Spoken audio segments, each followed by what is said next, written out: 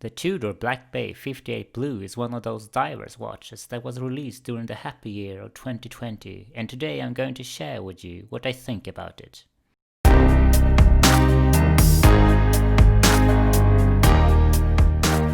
Okay, let's start by some unboxing, by which I go through its delivery format and what you can expect to be included when buying a Tudor BB58 Blue.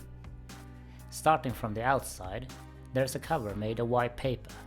Most watches come with several layers of material, like a cardboard sleeve, an outer carton and a main box. When unboxing this for the first time, I noticed that Tudor has replaced what used to be a nice looking wooden box. Well, I'm quite sure it wasn't real wood, but still I like the look and feel of it, with this plain black thing, which is made of something that kind of reminds me a little of the interior in a cheap car. To the touch, it feels like a mix of plastic and rubber and doesn't seem that lavish.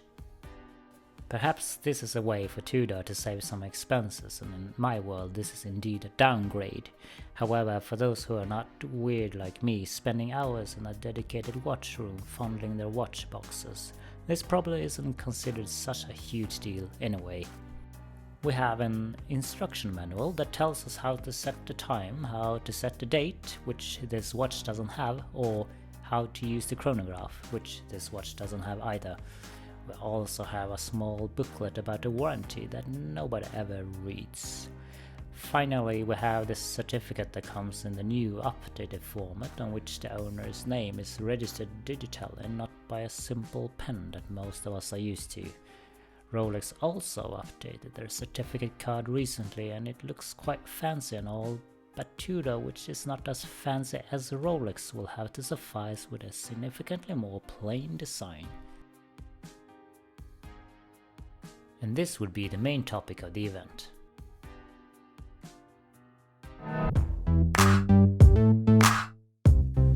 Like many other of Tudor's sports models, the clasp is secured by a locking mechanism.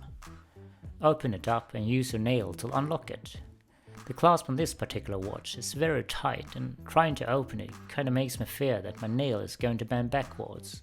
Not a pleasant experience, but most likely just a feeling. Wrist size is 17 cm. The bezel is unidirectional and clicks 1 step per minute. The movement is developed in-house by Tudor and provides a power reserve of 70 hours. It's easy to wind by hand, and it kind of feels like winding a Rolex.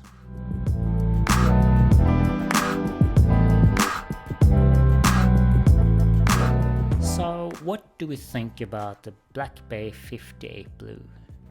The black version was first presented on Baselworld in 2018 and has since grown extremely popular for a non-Rolex product. So wouldn't it be a shame if Tudor didn't release a more colorful version of it in the color some of us just love to love, blue? I find the blue shade quite balanced. In dark lighting it's almost turning black, and in brighter conditions the shade resembles those creatures from the forest wearing white hats and white pants. Another detail I appreciate is the fact that the shade of the bezel and the dial are almost the same, something that is rarely seen on other models. I'd like to take some other colorful dials made by Rolex as examples. The green Hulk and the blue Datejust are both equipped with sunburst dials, which I'm not a fan of since they tend to look cheap and, ironically, extra cheap once the sunshine hits it. So thank you Tudor for not putting a sunburst dial in the BB58 Blue. Then combine white markers, white hands and white metal, and it seems obvious that the designers had a more chilled color scheme in mind than when they designed the black version.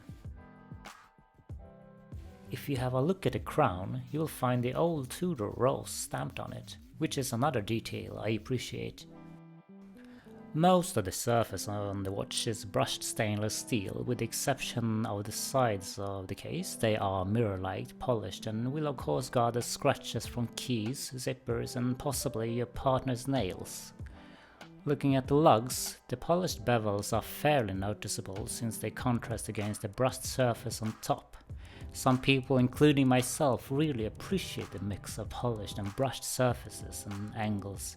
These are all design elements you also find on the classic royal oak.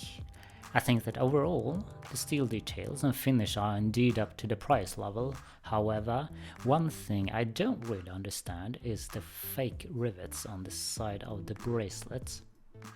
Yes, I get it. Back in the days, the bracelet probably looked like this and the rivets were real. It seems to be a bit trendy to apply heritage-inspired design elements on modern watches, and some of them are forgivable. Look at the color of the lume of some watches today. It's obvious that they were meant to resemble tritium that is old enough to turn yellow-brownish. Some love to hate these color schemes, but I cannot say I concur. What if we just look at the shade and call it yellow-brownish rather than fake patina? At least this is the way I choose to see this. But fake rivets on a bracelet? No. Allow me to dislike. Something I don't dislike, however, is the bezel. It is, as it should be, unidirectional and makes 60 steps instead of 120, which I believe is more common, meaning one step is twice as big as a normal step and the click sound it makes is just gorgeous. Additionally, it is mounted nice and tight, which means that turning it is strangely satisfying. Once I started to turn it, I just feel that I can keep turning it revolution after revolution. So, what does wearing this watch feel like?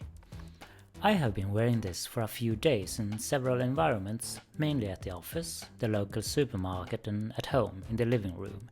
And for a diver's watch, it's, to quote Ned Flanders, like wearing nothing at all. My wrist is about 17 centimeters in circumference, and the shape of the wrist is rather round than flat.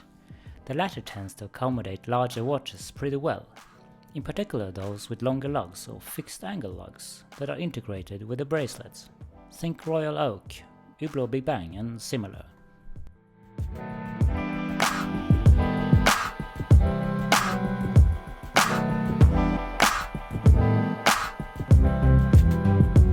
Right, we have come to the point where I highlight 3 things that I like about this watch and 3 things that I dislike.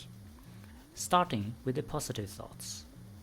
The size and fit is fantastic and I'm convinced it suits most wrists, regardless of the size and shape. Tudor providing us with an in-house made caliber performing a plentiful 70 hours of power reserve at this price point is just neat. Turning the bezel is just lovely. For the things I don't appreciate as much, I just can't deal with the fake rivets on the bracelets. I would really love a micro adjustment feature, just like the Rolex Glide Lock or at least the Easy Link, but I do understand that Rolex doesn't want this Black Bay 58 to be just too good. Just like Porsche doesn't want to fit their Caymans with a more powerful engine. The box got downgraded from being pretty handsome to pretty plastic. Not that it actually affects the watch that much, but it does affect the whole owning experience. To summarize, I'd like to give the Tudor Black Bay 58 Blue a score of 8.5 out of 10. And since this is my first and possibly not the last video I make, I might as well create the very first category in which I place this watch. How about mid-range divers? And by mid-range, I'm pointing at the space between 1,000 and 5,000 euros retail price. What do you think? Let me know in the comments below. And please don't forget to subscribe and like this video if you find it useful or in any way enjoying. Thank you.